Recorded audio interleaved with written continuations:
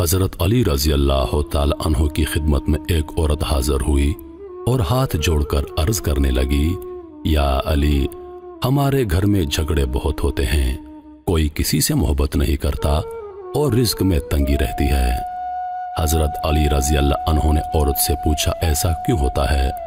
عورت کا سوال سنتے ہی امیر المومنین حضرت علی رضی اللہ عنہ نے فرمایا، اے عورت، جب تم اللہ کا رزق پکاتے ہو کچھ نیچے تو نہیں گرتا؟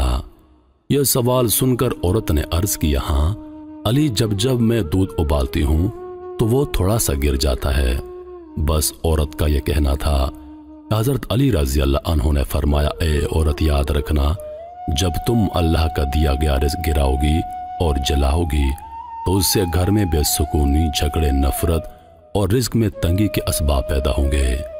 دودھ کو ابال کر پینا چاہیے، لیکن ساتھ ساتھ یہ بھی دیکھنا چاہیے کہ دودھ ابل کر زمین پر نہ گرے۔ تم اس عادت پر قابو پالو، اللہ کے کرم سے تمہارے گھر میں سکون، محبت اور برکت آ جائے گی۔